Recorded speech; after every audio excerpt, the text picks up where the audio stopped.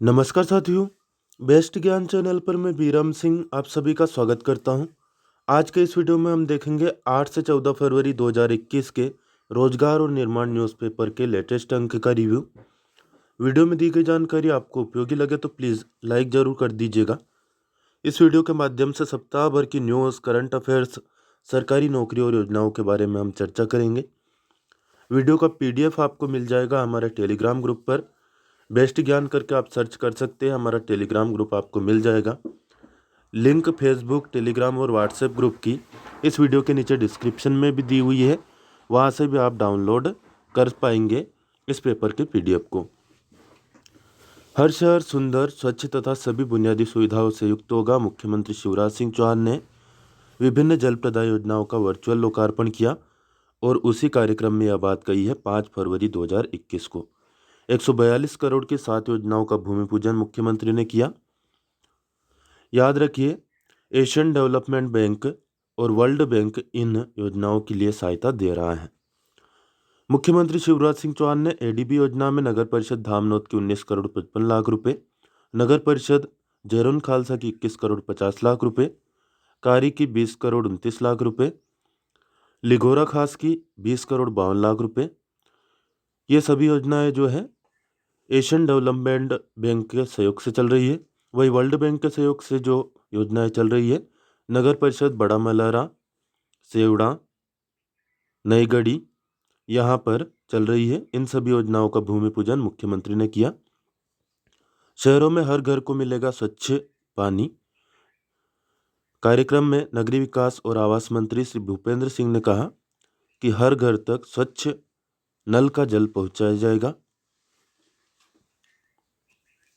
पथकर व्यवसायियों को रोजगार के लिए 10,000 रुपये बिना ब्याज और बिना गारंटी के ऋण दिलाया जा रहा है। यह बात भी मुख्यमंत्री ने कही। उन्होंने कहा कि पहले हैंडपंप से पानी लेते थे, अब नल से आ रहा है पानी।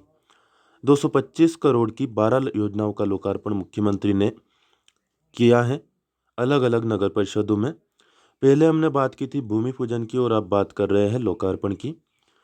तो याद आपको पता होगा कि भूमि पूजन और लोकार्पण में क्या अंतर होता है। शुरू में जब स्टार्ट होता है तो भूमि पूजन होता है और जब काम समाप्त हो जाता है तो लोकार्पण किया जाता है, यानी कि जनता को वह योजना समर्पित कर दी जाती है औपचारिक रूप से। स्थायी योजना क्या है? मध्य प्रदेश के 20 शासकीय ITI का चयन इस योजना में किया गया है। स्थायी का फुल फॉर्म याद रखिएगा, skill strengthening for industrial value enhancement योजना। विश्व बैंक के सहयोग से यह योजना चलाई जा रही है। प्रदेश के 20 सरकारी ITI में पहले चरण में 8 ITI को शामिल किया गया है। ये है मंडीदीप, खरगोन, उमरिया, रतलाम, बालाघाट, सिंगरौली, छिंदवाड़ा और एकलव्य महिला ITI बैतूल। स्थायी योजना के दूसरे चरण में 12 शासकीय ITI होंगे। शिवपुरी, देवास, शाजापुर, सिवनी, कटनी, टीकमगढ़, छपारा सिवनी जिले में है, हरदा, छतरपुर, अनूपपुर, झाबुआ और ITI खंडवा। उल्लेखनीय है कि skill strengthening for industrial value enhancement योजना, इसका उद्देश्य है ITI और अप्रेंटिसशिप के माध्यम से प्रदान किए जाने वाले कौशल प्रशिक्षण की प्रासंगिकता और दक्षता में सुधार करना। स्थायी के अंतर्गत प्रदेश के 20 शासकीय ITI को प्रशिक्षण गुणवत्ता और इंडस्ट्री लिंकेज बढ़ाने के लिए 150 से 250 लाख रुपए का अनुदान प्रति ITI प्राप्त होगा। विज्ञान महाविद्यालयों में शुरू होंगे कृषि एवं चिकित्सा के पाठ्यक्रम। उच्च शिक्षा मंत्री डॉक्टर मोहन यादव ने यह बात कही है। खास खबर, जनजाति वर्ग के विद्यार्थियों को छात्रावास की सुविधा मिलेगी। 1,50,370 विद्यार्थी इससे लाभान्वित होंगे। समाधान ऑनलाइन के अंतर्गत उपार्जन के बाद किसान को भुगतान से मिलेगी राहत, भुगतान में देरी नहीं हो पाएगी। मुख्यमंत्री शिवराज सिंह चौहान ने कार्रवाई करने की इस पर चेतावनी दी है।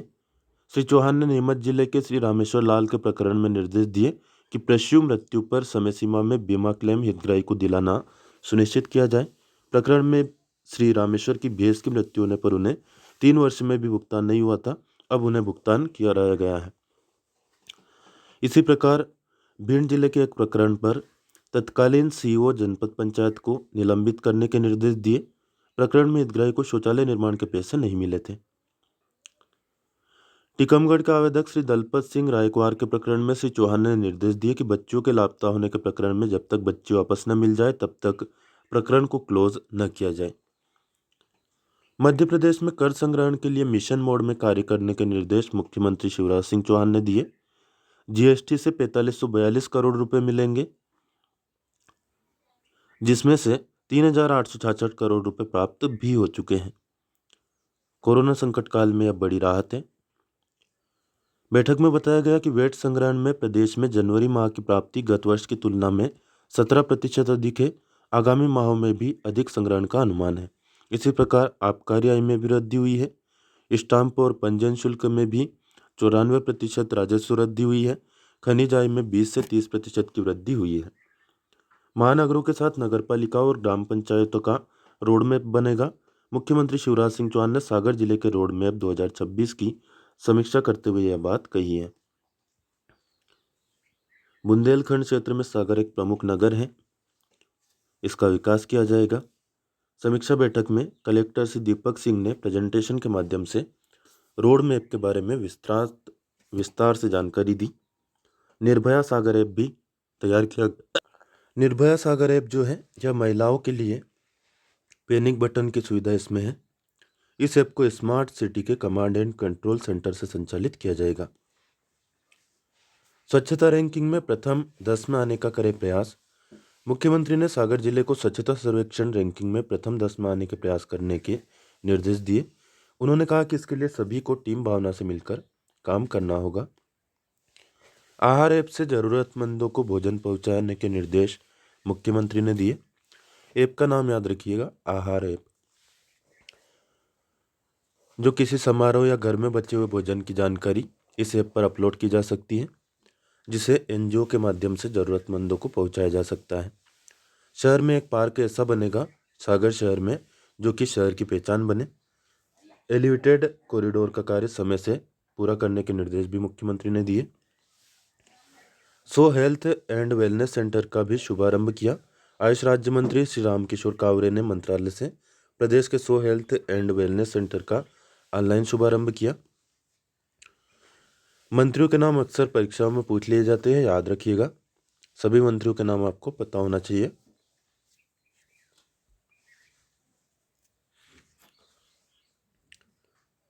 समृद्ध मध्य प्रदेश के बारे में यहाँ पर संपादकीय है। किसानों के बारे में, योजनाओं के बारे में यहाँ पर जानकारी दी गई है। मध्य प्रदेश के मुख्यमंत्री शिवराज सिंह चौहान ने सागर में मुख्यमंत्री किसान कल्याण योजना के अंतर्गत प्रदेश के 20 लाख किसानों को सिंगल क्लिक से 400 करोड़ रुपए के हित लाभ अंतरण किया। मुख्यमंत्री ने कहा कि फरवरी और मार्च में भी 400 करोड़ रुपए किसानों के खातों में डाले जाएंगे।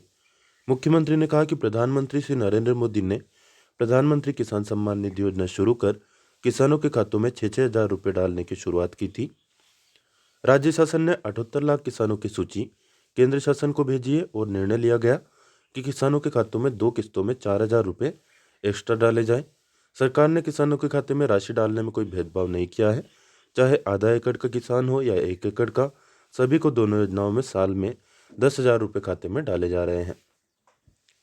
उन्होंने कहा कि कोरोना काल में तंगी के बावजूद भी अलग अलग योजनाओं में 85,000 करोड़ रुपए किसानों और अन्य हितग्राहियों के खाते में डाले गए। श्री चौहान ने कहा कि किसान भाई चिंता न करें, कर्ज माफी के दौरान उनके सिर पर ब्याज का जो बोझ आ गया है वह सरकार चुकाएगी। तो यह बड़ी घोषणा शिवराज सिंह चौहान ने की है। हालांकि कब और कैसे यह सरकार चुकाएगी, इस बात का खुलासा शिवराज सिंह चौहान करने से अभी भी बच रहे हैं। मुख्यमंत्री ने कहा कि संबल योजना गरीबों की ताकत है। संबल योजना में छात्रों की मेडिकल इंजीनियरिंग की फीस सरकार भरेगी। मुख्यमंत्री ने कहा कि बच्चे के जन्म के पूर्व 4,000 और जन्म के बाद 12,000 रुपये की राशि बहनों के खाते में डाली जाएगी। मुख्यमंत्री ने कहा कि संबल योजना में सामान्य मृत्यु पर 2 लाख और दुर्घटना में मृत्यु पर 4 लाख रुपए की सहायता शुरू कर दी गई है। मुख्यमंत्री ने कहा कि आयुष्मान भारत योजना के पात्र हितग्राहियों को 5 लाख रुपए तक का इलाज मिल रहा है। उन्होंने कहा कि प्रदेश में 2 करोड़ आयुष्मान कार्ड बने हैं। यदि कोई व्यक्ति छूटा है तो उसके कार्ड भी बनवाए जाएं।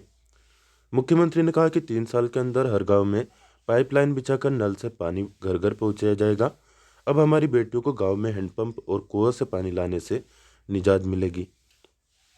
उन्होंने कहा कि देश के यशस्वी प्रधानमंत्री ने किसानों के हित में कानून बनाए उन्होंने यह भी कहा कि मंडी बंद नहीं की जा रही है बल्कि मंडी शुल्क घटाया गया है। श्री चौहान ने कहा कि किसान कॉन्ट्रैक्ट फार्मिंग करता है तो क्या दिक्कत है। मुख्यमंत्री ने कहा कि प्रधानमंत्री जी ने गरीबों की जिंदगी बदलने का काम किया है। सुशासन के तहत व्यवस्था की जा रही है कि एनओसी के लिए बैंकों के चक्कर नहीं लगाने पड़ेंगे। एनओसी का फुल फॉर्म क्या होता है दोस्तों? Non objection certificate. ऑनलाइन आवेदन करो, ऑनलाइन एनओसी मिल जाएगी। मुख्यमंत्री ने कहा कि सुशासन के तहत ऐसी व्यवस्था की गई है कि अब किसान को सीमांकन की सुविधा मोबाइल डिवाइस से मिल सकेगी। राजस्व सिस्टम आधुनिक बनाया गया है जिसे आरसीएमएस कहा जाता है। आरसीएमएस का फुल फॉर्म क्या होता है? Revenue cash management system. Full form आपकी परीक्षाओं में पूछ लिए जाते हैं, चाहे आप एमपीपीएससी की तैयारी कर रहे हो या फिर एमपी पुलिस की तैयारी कर रहे हो या फिर राज्य सहकारी बैंक में जो मैनेजर पद की भर्ती खुली है उसकी तैयारी कर रहे हो। जितने भी फैक्ट मैं आपको बता रहा हूँ मोस्ट इम्पोर्टेंट है, याद रखिएगा। कोई प्रश्न या सुझाव आपका हो तो कमेंट करके पूछ सकते हैं, सुझाव हो तो ज़रूर बताइए। वीडियो में दी गई जानकारी आपको उपयोगी लगे तो लाइक ज़रूर कर दीजिएगा। अब जो पेशी होती है तहसील वगैरह में उसकी जानकारी भी एसएमएस के द्वारा भेजी जाती है। जमीन का नामांतरण बंटवारा की प्रक्रिया सरल और कंप्यूटरीकृत कर दी गई है। मुख्यमंत्री ने कहा कि पटवारी अब हर सप्ताह 2 दिन हल्के में रहते हैं। ये 2 दिन कौन कौन से हैं? सोमवार और गुरुवार। सुशासन देना हमारी जिम्मेदारी है। पटवारी हल्के में नहीं मिलते तो इसकी जिम्मेदारी सीधे सीधे कलेक्टर की होगी। मुख्यमंत्री ने कहा कि फिलहाल 41 लाख हेक्टेयर में सिंचाई हो रही है। आने वाले दिनों में 65 लाख हेक्टेयर क्षेत्र में सिंचाई की सुविधा हो जाएगी। अकेले बुंदेलखंड में 8,644 करोड़ रुपए की सिंचाई परियोजनाएं चल रही है। केन बेतवा नदी जोड़े जाने की भी जानकारी देते हुए मुख्यमंत्री ने कहा कि इससे पूरा बुंदेलखंड सिंचित हो पाएगा। मध्य प्रदेश सरकार प्रदेश की जनता के हित में अनेक कल्याणकारी निर्णय ले रही है। जनता को इन निर्णयों का फायदा भी मिल रहा है। ब्रह्मांड को जानने के तहत पृथ्वी के जल चक्र के बारे में जानकारी दी गई है। वीडियो को रोक करके या फिर स्क्रीनशॉट लेकर के आप इसको इत्मीनान से पढ़ सकते हैं, समझ सकते हैं। 13 फरवरी को कौन सा दिवस मनाया जाता है? विश्व रेडियो दिवस। याद रखिए, प्रश्न बन सकता है कि विश्व रेडियो दिवस कब मनाया जाता है? तो 13 फरवरी को मनाया जाता है। पहली बार कब मनाया गया था विश्व रेडियो दिवस? वर्ष 2012 में। शिक्षा के प्रसार, अभिव्यक्ति की स्वतंत्रता और सार्वजनिक बहस में रेडियो की भूमिका को रेखांकित करने के लिए विश्व रेडियो दिवस मनाने की शुरुआत की थी यूनेस्को ने। यूनेस्को का फुल फॉर्म क्या होता है? United Nations education scientific and cultural organisation. Hindi में बोले तो संयुक्त राष्ट्र शैक्षणिक, वैज्ञानिक और सांस्कृतिक संगठन। इसके द्वारा पहली बार वर्ष 2012 में 13 फरवरी को विश्व रेडियो दिवस मनाया गया था। फरवरी की 13 तारीख को ही विश्व रेडियो दिवस इसलिए चुना गया क्योंकि 13 फरवरी सन 1946 को ही रेडियो संयुक्त राष्ट्र द्वारा अपने रेडियो प्रसारण की शुरुआत की गई थी। अगर बात करें रेडियो की पहुंच की तो पूरी दुनिया की 95% जनसंख्या तक इसकी पहुंच है। शुरू में रेडियो की शुरुआत हुई थी ट्रांजिस्टर के रूप में, तो प्लास्टिक के आसानी से ले जाने वाले स्वरूप के कारण रेडियो की पहुंच और भी व्यापक हुई और रेडियो की घर घर पहुंच विस्तारित होकर हाथ हाथ तक पहुंच गई है, जो एक बड़ी सार्वकालिक प्रौद्योगिकी उपलब्धि मानी जाती है। प्रौद्योगिकी यानी कि टेक्नोलॉजी। भारत में रेडियो के इतिहास की बात करें तो गौरवशाली इतिहास है। भारत में रेडियो की शुरुआत कब हुई? 1936 में। पहला सरकारी रेडियो था इंपीरियल रेडियो ऑफ इंडिया। देश के आज़ाद होने के बाद इसको नाम दे दिया गया ऑल इंडिया रेडियो, जिसे आकाशवाणी भी कहते हैं। देश में वर्ष 1947 में आज़ादी के बाद आकाशवाणी के पास 6 रेडियो स्टेशन थे और उसकी पहुंच 11% आबादी तक की थी। लेकिन वर्तमान समय की बात करें तो आकाशवाणी के पास 223 से अधिक रेडियो स्टेशन है और उसकी पहुंच है लगभग 99.1% भारतीयों तक। सरकार ने वर्ष 2002 में शिक्षण संस्थाओं को कैंपस रेडियो स्टेशन खोलने की अनुमति दी थी और 16 नवंबर 2006 को स्वयंसेवी संस्थाओं को रेडियो स्टेशन खोलने की इजाज़त सरकार द्वारा दी गई थी। यूनेस्को को श्रेय प्राप्त है एक उपयोगी और प्रेरक आयोजन का, जो कि विश्व रेडियो दिवस के अवसर पर किया जाता है। कोरोना काल में बंद रंगोली को विविध भारती से सहायता मिली। वर्ष 2020 में कोरोना संक्रमण के कारण इस कार्यक्रम का प्रसारण बाधित हो गया था। यूनेस्को ने आरंभ की है रेडियो उत्सव की परंपरा। विश्व रेडियो दिवस को विशिष्ट आयोजन बनाने के लिए यूनेस्को ने एक और अभिनव प्रयास किया है। रेडियो उत्सव मनाने की शुरुआत की गई 13 फरवरी 2018 को। भारत में इसकी शुरुआत हुई रेडियो दिवस मनाने की। रेडियो उत्सव मनाने की। यह जो कार्यक्रम आयोजित किया गया था, यह संयुक्त राष्ट्र शैक्षिक, वैज्ञानिक और सांस्कृतिक संगठन यूनेस्को के साथ साझेदारी में रेडियो और टेलीविजन में महिलाओं के अंतर्राष्ट्रीय संघ द्वारा आयोजित किया गया था। यूनेस्को की बात हमने की, तो यूनेस्को की स्थापना कब हुई थी आप कमेंट करके बताइएगा। यूनेस्को का मुख्यालय कहाँ पे है? पेरिस में, और पेरिस फ्रांस की राजधानी है। यह फैक्ट आप याद रखिएगा।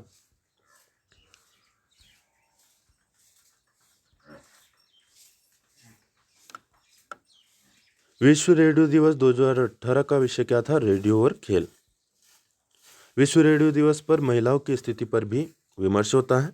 सोशल मीडिया के मंच पर भी लगातार अब समाचार सुनने का इंतजाम हो चुका है।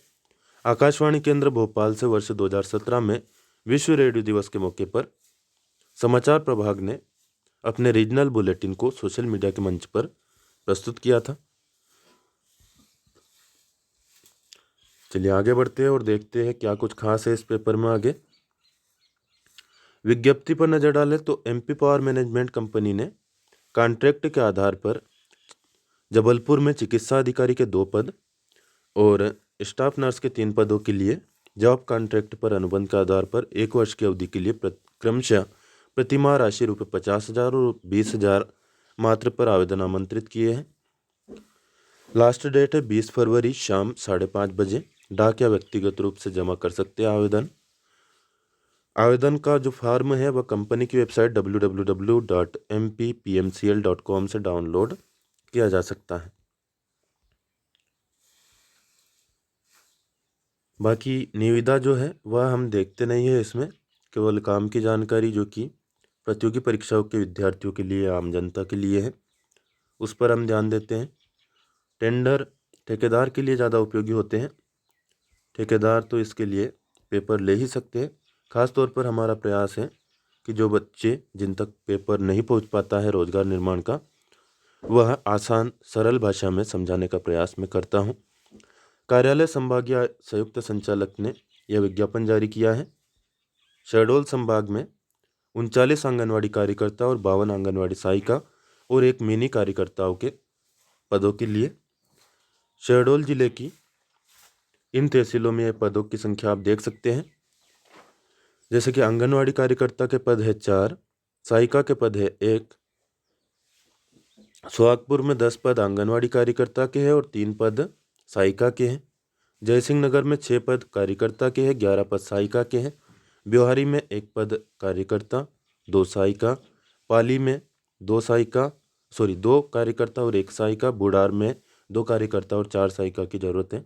इसी प्रकार उमरिया और अनूपपुर जिले में जो वैकेंसी है यहाँ पर आप देख सकते हैं। लास्ट डेट है 20 फरवरी 2021। तब तक आप आवेदन जमा करवा दें यदि आप इसके लिए एलिजिबल हो तो। जीवाजी यूनिवर्सिटी में टीचिंग पोस्ट के लिए आप अप्लाई कर सकते हैं। विज्ञापन जारी किया गया है, देख लीजिए। अलग अलग विषयों में रेगुलर पोस्ट है। ये अच्छी बात है कि रेगुलर पोस्ट है, क्योंकि रेगुलर पोस्ट अक्सर बहुत ही कम देखने को मिलती है। तो ये आप देख सकते हैं। 14 पोस्ट है प्रोफेसर की, एसोसिएट प्रोफेसर की 22 पोस्टें हैं और असिस्टेंट प्रोफेसर की 29 पोस्टें हैं। आपकी कैटेगरी में कौन सी पोस्ट आपके लिए उपयोगी है, यहाँ पर वीडियो को रोक करके या फिर स्क्रीनशॉट लेकर के आप आसानी से देख सकते हैं।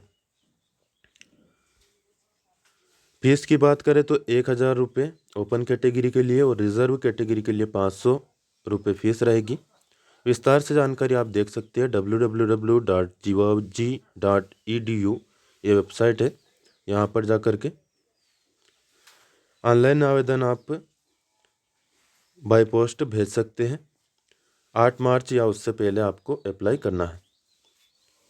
ग्वालियर शहर को स्वच्छ और सुंदर बनाने की बात ऊर्जा मंत्री श्री प्रद्युम्न सिंह तोमर ने की।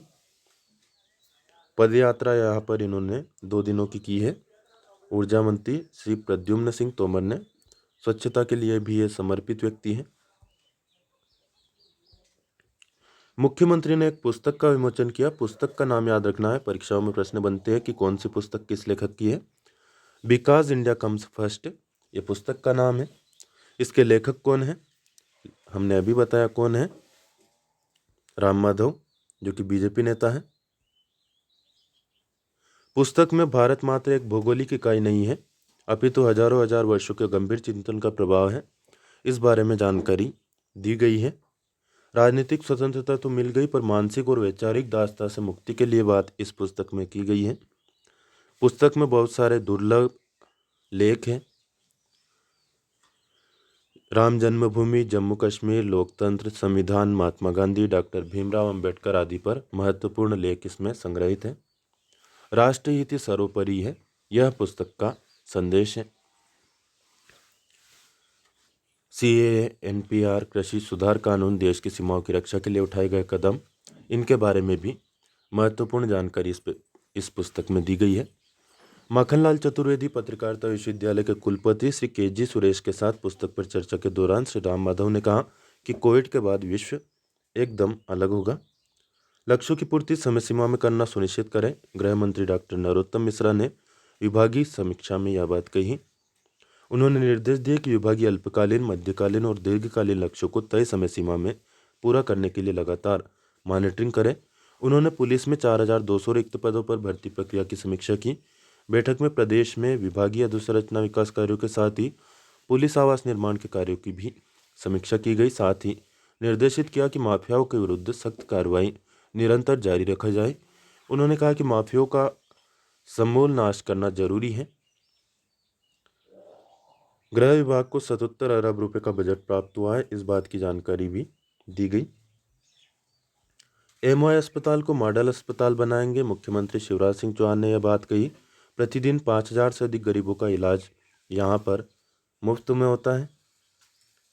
गरीब मरीजों को निरंतर विश्व स्तरीय चिकित्सा सुविधा दिलाने की बात करी तुलसीराम सिलावट जी ने, जो कि मंत्री है जल संसाधन, मछुआ कल्याण और मत्स्य विकास विभाग के। School of excellence for I कहाँ पर बनेगा? इंदौर में।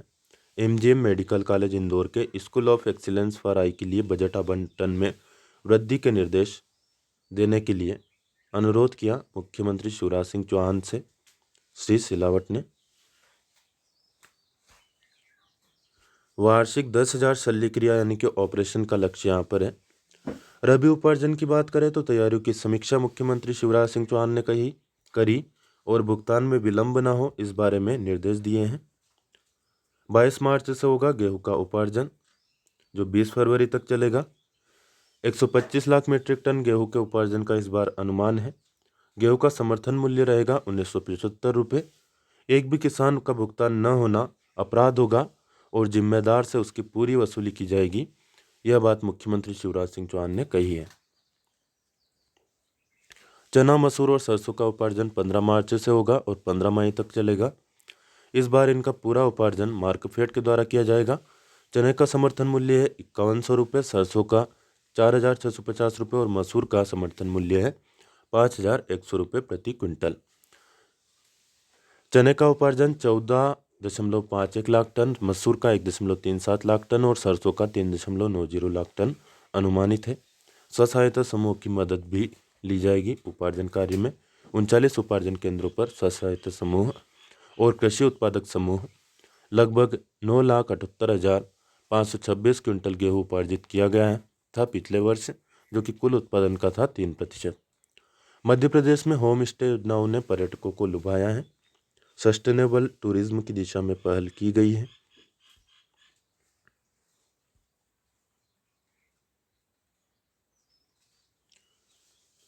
होम स्टे संबंधी योजनाओं के जरिए स्थानीय हितधारकों के हर वर्ग को जोड़ने का प्रयास किया गया, जिनमें गृहिणियां, स्थानीय युवा, tour travels guide, naturalist, heritage संपत्तियां, पारंपरिक चिकित्सा पद्धति से जुड़े विशेषज्ञ, ये सभी इसमें शामिल हैं। पर्यटन विभाग द्वारा पंजीकृत इकाइयों को उनके प्रचार प्रसार के लिए निश्चित अतिथि आवास पूर्ण करने और इकाई में उपलब्ध सुविधाओं को बढ़ाने के लिए वित्तीय प्रोत्साहन भी प्रदान किया जा रहा है। पंजीकृत इकाइयों को डिजिटल मार्केटिंग, प्राइसिंग और प्रमोशन के लिए तकनीकी सहायता, इकाई में कार्यरत मानव संसाधन की क्षमता वृद्धि तथा राष्ट्रीय और अंतर्राष्ट्रीय स्तर के टेबल मार्ट और कार्यशालाओं में सहभागिता के लिए अवसर दिए जा रहे हैं।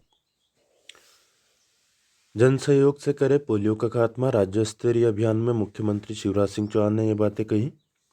मुख्यमंत्री शिवराज सिंह चौहान ने भोपाल में पल्स पोलियो टीकाकरण अभियान में शुभारंभ किया। राज्य स्तरीय अभियान का 25 वर्ष इस बार पल्स पोलियो टीकाकरण अभियान को पूरे हो रहे हैं। बुलवा टोली पल्स पोलियो जो अभियान है उसमें सहयोग कर रही है। 25 वर्ष तक के युवा इसमें भाग ले रहे हैं। 1995 से पल्स पोलियो अभियान की मध्य प्रदेश में शुरुआत हुई थी, याद रखिएगा। विशेष रूप से उन बच्चों को आमंत्रित किया गया है इस कार्यक्रम में जो कि 1995 में जन्मे हैं। पल्स पोलियो अभियान के बारे में यहाँ पर कुछ फैक्ट दिए गए हैं कि मध्य प्रदेश में 5 वर्ष तक की आयु के 1,11,00,000 बच्चों को पोलियो से बचाव की खुराक देने का लक्ष्य है। क्रांतिकारी सुधारों वाला होगा मध्य प्रदेश का बजट। मुख्यमंत्री शिवराज सिंह चौहान ने कही यह बात कि आत्मनिर्भर मध्य प्रदेश के निर्माण को बजट प्रशस्त करेगा। मुख्यमंत्री शिवराज सिंह चौहान भोपाल में आगामी बजट के संबंध में अर्थशास्त्रियों और विशेष विशेषज्ञों के साथ चर्चा कर रहे थे। अलग अलग विषय विशेषज्ञ इसमें शामिल हुए। जो महत्वपूर्ण सुझाव दिए गए कि मध्य प्रदेश में ऑक्सीजन के प्लांट लगे, यह बात कही एम्स भोपाल के डायरेक्टर प्रोफेसर सरमन सिंह ने। पीपीपी मोड, सीएसआर फंड और एनजीओ के बारे में प्रसिद्ध अर्थशास्त्री श्री सुमित बोस ने सुझाव दिए कि मध्य प्रदेश में पब्लिक प्राइवेट पार्टनरशिप के माध्यम से कार्य किया जाए। सामाजिक क्षेत्र तथा अधोसंरचना विकास के लिए कार्य किए जाए। सीएसआर फंड के लिए भी प्रयास किए जाएं। बजट में फ्लेक्सिबिलिटी हो जिससे सभी योजनाओं के लिए राशि मिल सके। सेंट्रल बैंक ऑफ इंडिया के एमडी श्री पल्लव महापात्र ने बजट में कृषि अधोसंरचना के लिए प्रावधान रखने का सुझाव दिया। फाइन्स तथा पेनल्टीज को 1.5 गुना करने की बात कही आईआईएम के डायरेक्टर प्रोफेसर हिमांशु राय ने। आईआईएम के डायरेक्टर का नाम मोस्ट इम्पोर्टेंट है, याद रखिएगा। हिमांशु राय है आईआईएम के डायरेक्टर। आईआईएम यानी कि इंडियन इंस्टीट्यूट ऑफ मैनेजमेंट। सूक्ष्म सिंचाई परियोजनाओं को बढ़ावा देने की बात कही नाबार्ड की मुख्य महाप्रबंधक श्रीमती टीएस राजिकेन ने। मुर्गी पालन को बढ़ावा देने की बात कही एनजीओ प्रधान के श्री एचके डेका ने। मध्य प्रदेश में टेक्सटाइल पार्क बने, सागर ग्रुप के चेयरमैन श्री सुधीर अग्रवाल ने इस बारे में बात की। मध्य प्रदेश के वाहनों को प्राथमिकता देने की बात कही गई। वोल्वो आयशर ग्रुप के एमडी श्री विनोद अग्रवाल ने कहा कि मध्य प्रदेश में बनने वाले वाहनों को प्राथमिकता दी जानी चाहिए। प्रतिभा सिंटेक्स के एमडी श्री श्रेयस्कर चौधरी ने उद्योगों के लिए रियायती बिजली देने की बात की। लॉजिस्टिक कास्ट कम करने के प्रयास करने की बात कही मैक्सोन ग्रुप के डायरेक्टर श्री राजेंद्र पटेल ने। और प्रदेश में बड़े शिक्षा समूह को आमंत्रित करने की बात कही सीबीएसई स्कूल के प्रेसिडेंट श्री अनिल धूपर ने यह सुझाव दिया है। मध्य क्षेत्र विद्युत वितरण कंपनी वॉइस बोट सुविधा देने वाली देश की पहली कंपनी बन गई है। मोस्ट इम्पोर्टेंट क्वेश्चन यहाँ से बनता है कि हाल ही में वॉइस बोट सुविधा देने वाली देश की पहली कंपनी कौन सी बनी है, तो यह है मध्य क्षेत्र विद्युत वितरण कंपनी। मुख्यमंत्री शिवराज सिंह चौहान और ऊर्जा मंत्री श्री प्रद्युम्न सिंह तोमर के निर्देशानुसार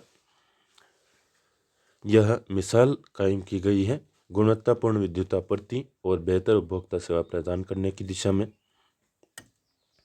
अब आर्टिफिशियल इंटेलिजेंस आधारित वॉइस बोट की सुविधा इस कंपनी के द्वारा उपलब्ध कराई गई है। वॉइस बोट है क्या? वॉइस बोट एक अप्रत्यक्ष टेलीकॉलर है जो कि आर्टिफिशियल इंटेलिजेंस पर आधारित होता है। कंपनी द्वारा इसको नाम दिया गया है निष्ठा। नाम याद रखिएगा, निष्ठा। निष्ठा टेलीकॉलर शिकायतकर्ता के सवाल को प्राकृतिक भाषा प्रसंस्करण तकनीक के माध्यम से समझता है और उपभोक्ता द्वारा दिए गए इनपुट के आधार पर अपनी प्रतिक्रिया व्यक्त करता है। केंद्र सरकार की मदद से चलने वाले विकास कार्य समय पर पूर्ण किए जाए, जनजातीय कार्य मंत्री सुश्री मीना सिंह ने अधिकारियों को इस संबंध में निर्देश दिए। बैठक में बताया गया कि विशेष केंद्रीय सहायता अंतर्गत पिछले 4 वर्षों में केंद्र सरकार से 835 करोड़ रुपए प्राप्त हुए थे। इस वर्ष 152 करोड़ रुपए की राशि इस मद में प्राप्त हुई है। यह फैक्ट इम्पोर्टेंट है। बैठक में जो बताया गया कि संविधान के अनुच्छेद 275 एक के अंतर्गत पिछले 3 वर्ष में जनजातीय क्षेत्र के 89 ब्लॉक के लिए 952 करोड़ रुपए प्राप्त हुए थे। तो जो संविधान का अनुच्छेद 275 है, यह जनजातीय क्षेत्र को केंद्रीय सहायता से संबंधित है, याद रखिएगा।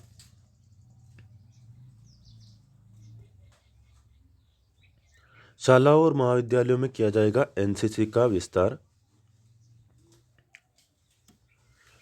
सुश्री मानसी तीर्थानी तथा सुश्री मेहरान जाफरी हुई सम्मानित। मुख्यमंत्री ने गणतंत्र दिवस परेड में सम्मिलित 34 एनसीसी कैडेट्स और राष्ट्रपति द्वारा एनएसएस पुरस्कार 2018-19 से सम्मानित भोपाल की सुश्री मानसी तीर्थानी तथा उज्जैन की सुश्री मेहरान जाफरी समेत एनएसएस के 14 प्रतिभागियों को सम्मानित किया। 10वीं और 12वीं कक्षाओं की परीक्षाओं का कार्यक्रम घोषित हो गया है। 10वीं की परीक्षा 30 अप्रैल से 15 मई तक चलेगी और 12वीं की परीक्षा 1 मई से 18 मई तक आयोजित होगी। इसी तरह शारीरिक शिक्षा प्रशिक्षण प्रत्रोपाधि द्वितीय पाठ्यक्रम और डीपीएससी परीक्षा द्विवर्षीय पाठ्यक्रम 30 अप्रैल से 11 मई तक आयोजित की जाएगी। यह सभी परीक्षाएं प्रातः 8 बजे से 11 बजे के बीच संपन्न होगी।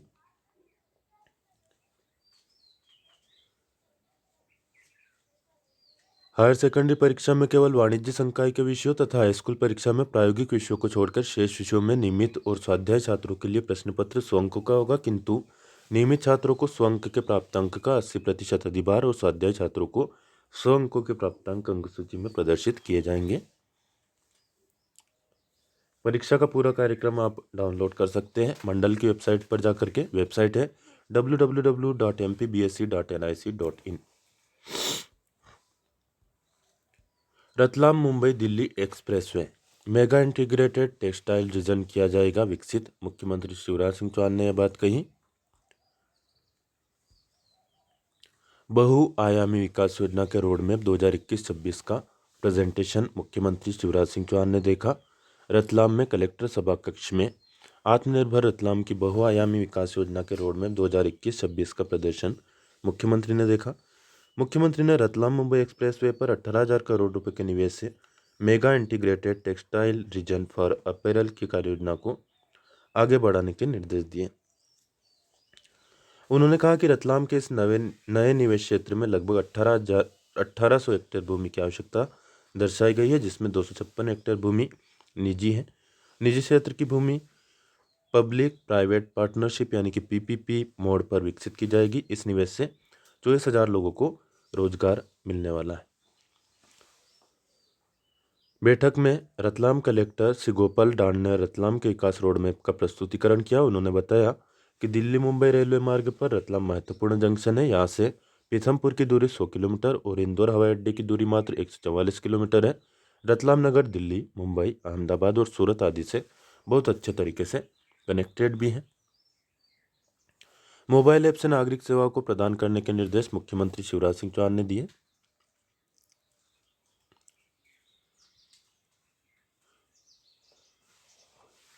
रतलाम के बारे में कलेक्टर ने बताया कि प्रधानमंत्री आवास योजना में 5,227 आवास स्वीकृत हैं। इनमें से 2,737 पूर्ण कर लिए गए हैं। जानकारी दी गई कि जुलाई 2021 से रतलाम शहर में प्रतिदिन जल प्रदाय होने लगेगा। रतलाम शहर में अमृत योजना में 167 किलोमीटर लंबी सीवर लाइन डाली जा रही है, जिसका 82% कार्य पूर्ण हो चुका है। यह कार्य 30 जून 2021 तक पूर्ण हो जाएगा। श्री चौहान ने सीवर लाइन डालने से रतलाम शहर की सड़कों की टूट फूट की मरम्मत संबंधित ठेकेदार से गुणवत्तापूर्ण करवाने के निर्देश दिए।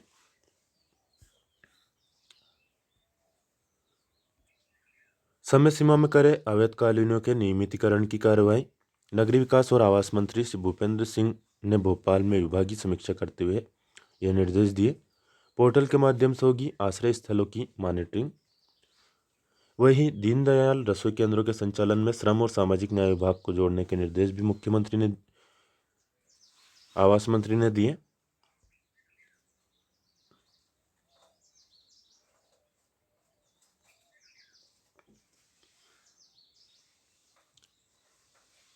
श्री सिंह ने कहा कि पीएम स्वनिधि योजना में लक्ष्य के अनुरूप कार्रवाई करें। अभी तक 2,40,000 पथ विक्रेताओं को ऋण वितरण हो चुका है।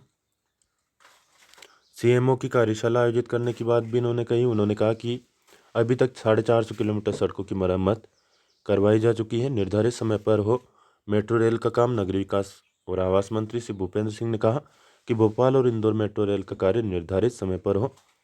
अगस्त 2023 में मेट्रो रेल का प्रथम चरण पूरा हो जाना चाहिए। युवा वैज्ञानिक कांग्रेस रिसर्च पेपर भेजने की अंतिम तिथि 26 फरवरी। इसमें अप्लाई करना चाहे तो कर सकते हैं। कांग्रेस की मेजबानी करेगा विक्रम विश्वविद्यालय उज्जैन। प्राध्यापकों को जनवरी 2016 से होगा लंबित एरियर्स का भुगतान। 1 जनवरी 2016 से 31 दिसंबर 2018 तक के एरियर्स का भुगतान करने के निर्देश दिए गए हैं उच्च शिक्षा मंत्री डॉक्टर मोहन यादव के द्वारा। चर्चा में यह जो पेज होता है दोस्तों आपकी प्रतियोगी परीक्षाओं के लिए मोस्ट इंपोर्टेंट होता है, इसलिए ध्यान से इसको देखिएगा। कवित्री भानु कपिल, इनको मिला है टीएस एलियट पुरस्कार। भारतीय मूल की लेखिका है और कवित्री है भानु कपिल। इंग्लैंड का प्रतिष्ठित टीएस एलियट पुरस्कार इनको मिला है। इंग्लैंड में जन्मी और लंदन में पली बड़ी कपिल ने अपनी रचना how to wash a heart के लिए पुरस्कार जीता है। तो याद रखिए, how to wash a heart की लेखिका कौन है? भानु कपिल, जो कि कवित्री भी है। पुरस्कार जीतने वाले को 25,000 पाउंड का चेक मिलता है। इसके साथ ही सभी शॉर्टलिस्ट किए गए कवि को 1500 पाउंड का चेक पुरस्कार दिया जाता है। जैकलिन फर्नांडिस, जो कि बॉलीवुड अदाकारा है और श्रीलंका की ब्यूटी क्वीन रह चुकी हैं, वुमन स्टोरीज से हॉलीवुड में यह एंट्री लेंगी। फिल्म का नाम है वुमन स्टोरीज। इस फिल्म में 6 कहानियां दिखाई जाएगी, जिनमें ड्रामा, कॉमेडी और एनिमेशन शामिल है। वुमन स्टोरीज में जैकलिन के अलावा कारा डेलोइंग ने, Eva Longoria, Margareta Bai, Leonor Varela और मार्सिया गे हार्डेन भी हैं। कई कहानियों को समेटने वाली इस फिल्म की शूटिंग इटली, भारत और अमेरिका में होगी। अमेरिका की पहली महिला वित्त मंत्री कौन बन गई है? Janet Yellen. प्रख्यात अर्थशास्त्री है, 74 साल की है। ये अमेरिका की पहली महिला वित्त मंत्री बनी है। येलेन को उपराष्ट्रपति कमला हैरिस ने पद और गोपनीयता की शपथ दिलाई। अमेरिका की उपराष्ट्रपति का नाम भी मोस्ट इंपोर्टेंट है, कमला हैरिस। और यहाँ के राष्ट्रपति हाल ही में कौन बने हैं? डोनाल्ड ट्रंप के बाद। इनका नाम आप कमेंट करके बताइएगा। येलेन इससे पहले अमेरिका के केंद्रीय बैंक फेडरल रिजर्व की गवर्नर रह चुकी है। तो अमेरिका का केंद्रीय बैंक है फेडरल रिजर्व। जैसे भारत में रिजर्व बैंक ऑफ इंडिया, उसी प्रकार अमेरिका में होता है फेडरल रिजर्व। एलन अमेरिका के 46वें राष्ट्रपति जो बाइडेन के मंत्रिमंडल की तीसरे सदस्य बन गई है, जिनकी नियुक्ति को सीनेट की मंजूरी मिल गई है। साथ ही जो भी मैं प्रश्न आपसे पूछूं उनका जवाब आप कमेंट करके जरूर दिया करें। इससे एक तो मेरा मनोबल बढ़ता है कि हाँ, ध्यान से आप लोग सुन रहे हैं और समझ भी पा रहे हैं। और दूसरी चीज़, जितना आप लिखते हैं चीज़ों को, वह चीज़ आपको दिमाग में बैठ जाती है और फिर आप उसे कभी भूलते नहीं हैं। इसलिए कहा जाता है कि लिख कर याद करो, यदि आपको याद करने में परेशानी होती है तो। शरणार्थियों को टीका लगाने वाला दुनिया का पहला देश कौन बन गया है? जॉर्डन। और जॉर्डन की राजधानी क्या है? अम्मान। सांडोंग गुफा, ये वियतनाम की एक गुफा है जो कि 326 दिन बाद में खुली है। दुनिया की सबसे बड़ी गुफा है सांडोंग गुफा, जो कि वियतनाम में है। यह पर्यटकों के लिए खोल दी गई है, पहले इसको बंद कर दिया गया था। यह जो गुफा है यह वियतनाम में क्वांग विन प्रांत के नेशनल पार्क में मौजूद है। कोरोना के कारण यह 2020 में मार्च में बंद कर दी गई थी।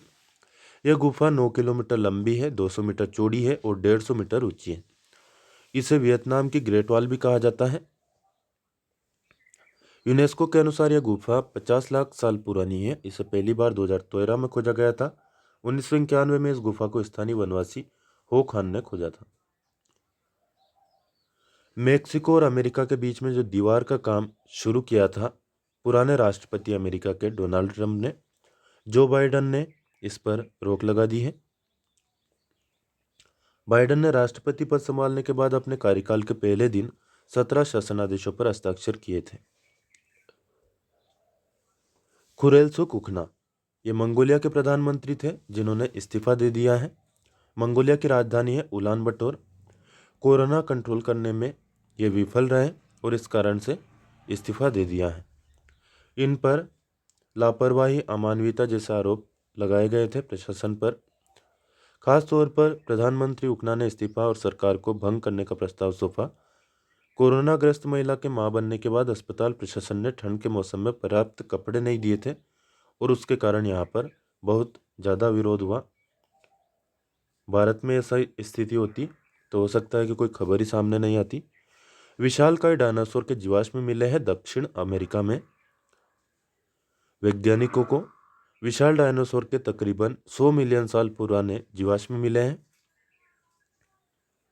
अधिक जानने के लिए वैज्ञानिकों ने कंकाल के टुकड़ों को आधार बनाया है। जीवाश्म खोजने वाले डॉक्टर ग्रेग पाल ने कहा कि ये अर्जेंटीनासोरस प्रजाति के हो सकते हैं।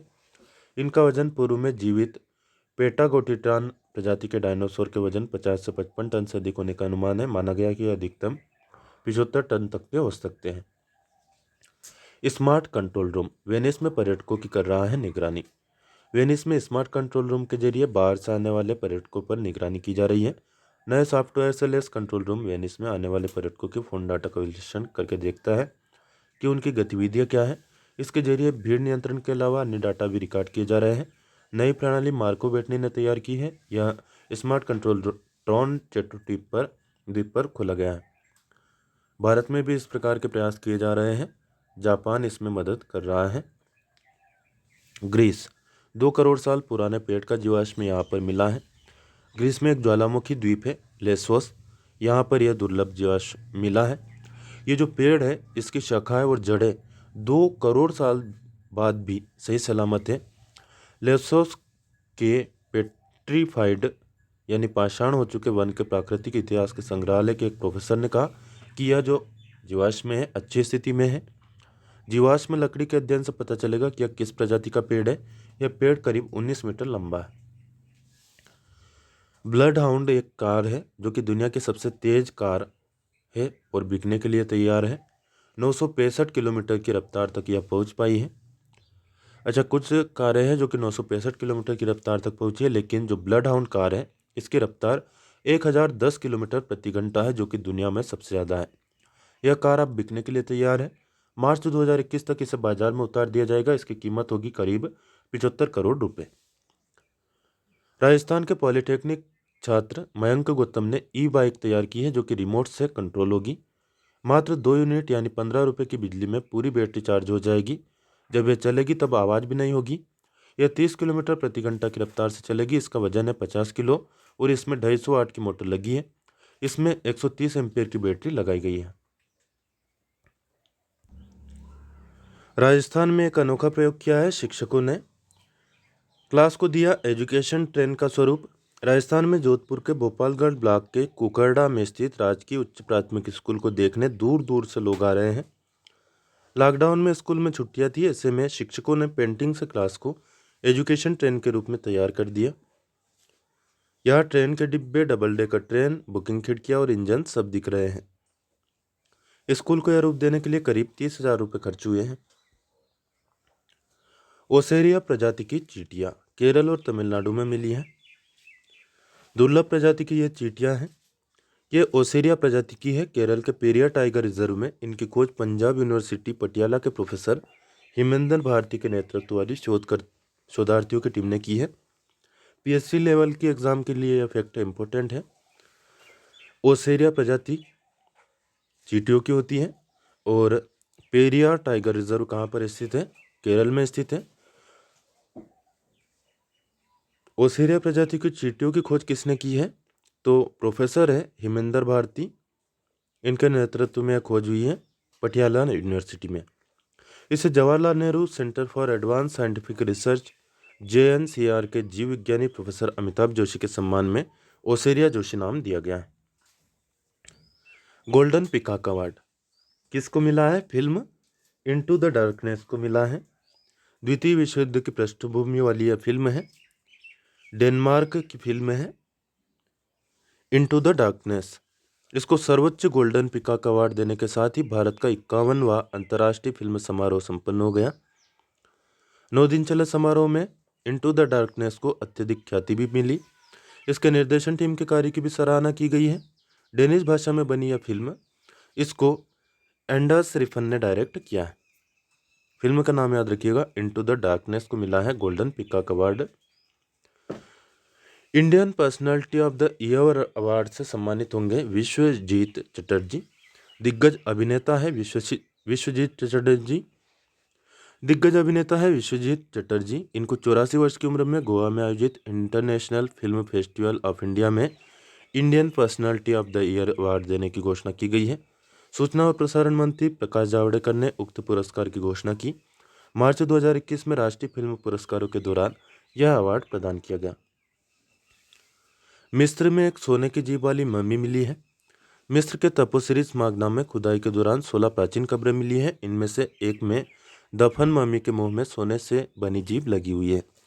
पुरातत्वविदों का अनुमान यह है कि उस वक्त मृतक की जीभ को सोने की जीभ से बदल दिया गया होगा ताकि वह मृत्यु के बाद के जीवन में आसिरिस से संवाद कर सके। आसिरिस को प्राचीन मिस्र में भगवान का दर्जा दिया जाता था। वह मृतकों के न्यायाधीश माने जाते थे। मिस्र के शासकों का मानना था कि सोने चांदी से बने गहने मृतक को बोलने में सक्षम बनाते हैं, इसलिए मम्मी को दफनाते समय उसकी जीभ को सोने की जीभ से बदला गया होगा। सिद्धार्थ मोहंती LIC के MD का कार्यभार इन्होंने संभाल लिया है। सिद्धार्थ मोहंती ने 1 फरवरी को भारतीय जीवन बीमा निगम के प्रबंध निदेशक यानी MD का पदभार ग्रहण किया। भारत सरकार ने उन्हें MD नियुक्त किया है। LIC में MD के रूप में पदभार ग्रहण करने से पहले वे भारत की सबसे बड़ी हाउसिंग फाइनेंस कंपनियों में से एक LIC हाउसिंग फाइनेंस लिमिटेड में प्रबंध निदेशक और प्रमुख कार्यकारी अधिकारी के पद पर कार्यरत थे। श्री मोहंती ने LIC में अपना करियर 1985 में सीधी भर्ती अधिकारी के रूप में शुरू किया और विभिन्न पदों पर कार्य करते हुए इस वरिष्ठ पद तक का सोपान तय किया है। स्मृति शेष। Talk show host Larry king का निधन हो गया। मशहूर talk show host Larry king का 87 वर्ष की उम्र में बीमारी के चलते निधन हो गया। लैरी लंबे समय से स्वास्थ्यगत समस्याओं से ग्रसित थे। लैरी ने अपने करियर में लगभग 50,000 साक्षात्कार लिए थे। साल 1995 में उन्होंने Yasser Arafat, Jordan king, Israel के प्रधानमंत्री के साथ मध्य पूर्व शांति सम्मेलन की भी अध्यक्षता की थी। एक महत्वपूर्ण बात है, हार और जीत एक ही सिक्के के दो पहलू हैं, इसलिए जीत पर घमंड मत करो और हार पर निराश ना हो। विज्ञान में महिलाओं और बालिकाओं का अंतर्राष्ट्रीय दिवस मनाया जाता है 11 फरवरी को। विज्ञान के क्षेत्र में महिलाओं का प्रतिनिधित्व बढ़ाने की जरूरत है। भारत की मिसाइल वुमन के नाम से कौन विख्यात है? टेसी थॉमस। इनका नाम आप याद रख लीजिए। बाकी आप वीडियो को रोक करके या फिर स्क्रीनशॉट लेकर के पढ़ लीजिए। ये देखिए, स्क्रीनशॉट ले लीजिए और यह दूसरा स्क्रीनशॉट आप अब ले सकते हैं और यह तीसरा स्क्रीनशॉट अब ले लीजिए। तो यह कंप्लीट आप बाद में आसानी से पढ़ लीजिएगा। जीवाजी यूनिवर्सिटी में नॉन टीचिंग पोस्ट के लिए आप अप्लाई कर सकते हैं 8 फरवरी से 8 मार्च के बीच में। पदों की संख्या आप यहाँ पर देख सकते हैं। स्क्रीनशॉट ले लीजिए आपको काम का हो तो 8 मार्च से पहले आप अप्लाई कर सकते हैं। फॉर्म अवेलेबल है वेबसाइट www.gov.edu। यहाँ पर जाकर के आप डाउनलोड कर सकते हैं। MPPSC में निबंध कैसे लिखें उसके बारे में यहाँ पर जानकारी दी गई है। अलग अलग तरह के निबंध लिख के भी बताए गए हैं, तो इन बातों का आप ध्यान दे सकते हैं। स्क्रीनशॉट ले लीजिए चाहे तो, या फिर PDF आप डाउनलोड कर लीजिएगा हमारे टेलीग्राम ग्रुप पर जाकर के। खेल से संबंधित सामान्य ज्ञान यहाँ पर दिया हुआ है, इसका भी आप ये लीजिए, स्क्रीनशॉट ले लीजिए। ये देखिए, अब पूरी तरह से कंप्लीट आप स्क्रीनशॉट ले सकते हैं और बाद में इसको सोल्व कर सकते हैं। एक और स्क्रीनशॉट आप चाहे तो ले सकते हैं। ये सामान्य हिंदी का पेपर है, ये रहा, स्क्रीनशॉट ले लीजिए और अब स्क्रीनशॉट आप ले सकते हैं। प्रदेश हित में लिया जाए केंद्रीय बजट के प्रावधानों का फायदा, मुख्यमंत्री शिवराज सिंह चौहान ने यह बात कही है। अब यहाँ पर केंद्रीय बजट की जो मुख्य विशेषताएं हैं वह महत्वपूर्ण है, देख लेते हैं।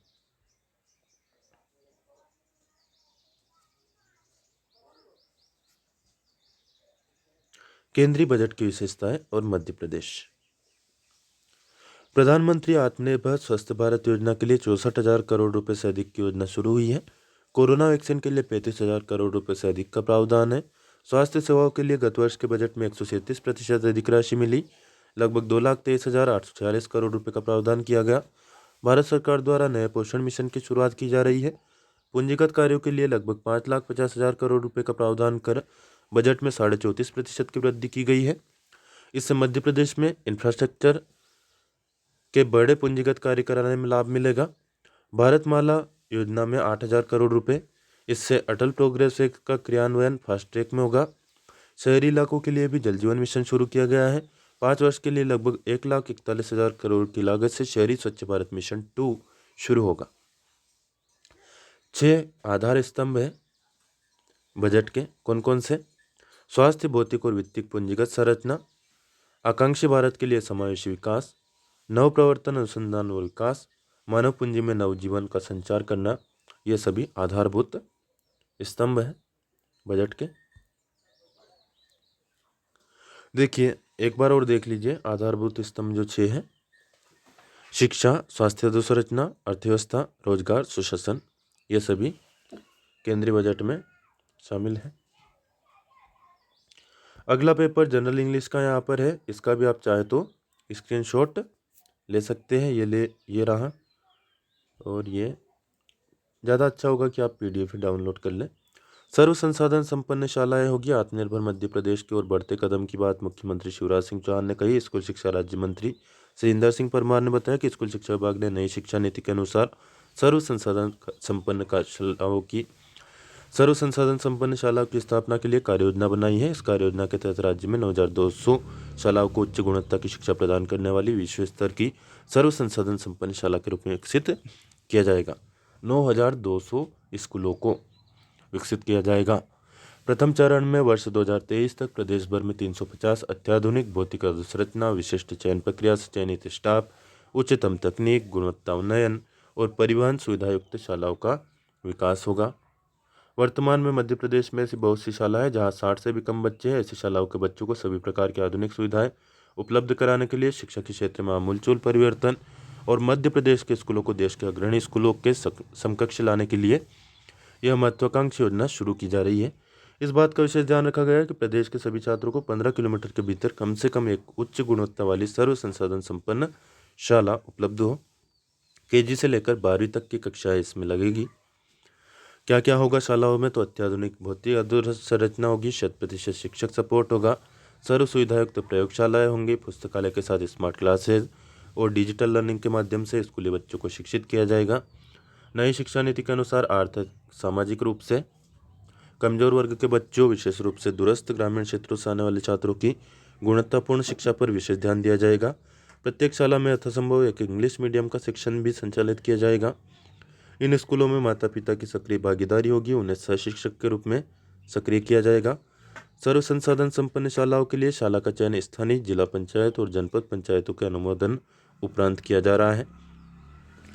प्रति जन शिक्षा केंद्र लगभग 3 शालाओं की उपलब्धता सुनिश्चित की गई है। पहले कुल चयनित 9,200 शालाओं में चरणबद्ध तरीके से जिला स्तर पर 52, विकासखंड स्तर पर 261, संकुल स्तर पर 3,200 और ग्रामीण स्तर पर 5,687 शालाओं का विकास किया जाएगा। कक्षा 12वीं के बाद होने वाली अखिल भारतीय स्तर की प्रवेश परीक्षाओं और प्रतियोगी परीक्षाओं में मध्य प्रदेश के बच्चे इससे सफलता हासिल करेंगे और आत्मनिर्भर मध्य प्रदेश में भी, आत्मनिर्भर भारत में भी महत्वपूर्ण योगदान मध्य प्रदेश का रह सकेगा। केंद्रीय बजट के बारे में एक सेपरेट वीडियो में हम चर्चा कर लेंगे, और पढ़ना चाहे तो आप स्क्रीनशॉट लेकर के पढ़ सकते हैं। लेकिन ये जो 6 आधार स्तंभ है ये जरूर आपको याद रखने हैं। ये है 6 आधार स्तंभ, ये याद रखिएगा, ये है व्यवस्थित रूप से यहाँ पर दिया हुआ है। स्वास्थ्य और खुशहाली, भौतिक और वित्तीय पूंजी और अवसंरचना, आकांक्षी भारत के लिए समावेशी विकास, मानव पूंजी को फिर से ऊर्जावान बनाना, नवाचार और अनुसंधान तथा विकास, न्यूनतम सरकार और अधिकतम शासन, ये है आधारभूत स्तंभ।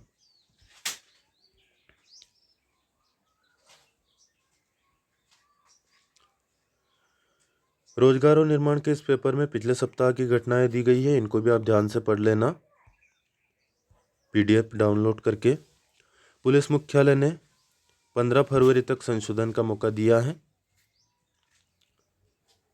पुलिस आरक्षक भर्ती के लिए आप संशोधन कर सकते हैं।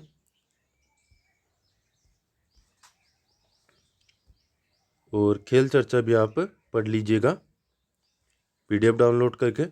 फिलहाल इस वीडियो को यहीं पर हम समाप्त करेंगे। वीडियो में दी गई जानकारी आपको उपयोगी लगे तो प्लीज़ लाइक ज़रूर कर दें। चैनल को सब्सक्राइब ना किया हो तो सब्सक्राइब कर लीजिए। सब्सक्राइब कर चुके हो तो बेल आइकन यानी घंटी का बटन दबा दीजिए। अभी तक भी आपने इसको शेयर ना किया हो तो फेसबुक, व्हाट्सएप, टेलीग्राम ग्रुप पर ज़रूर शेयर करें। अच्छी चीज़ें आप जब शेयर करते हैं तो आपकी भी इज्जत बढ़ती है। कोई प्रश्न या सुझाव आपका हो तो कमेंट करके ज़रूर बताएं। धन्यवाद। जय हिंद, जय भारत।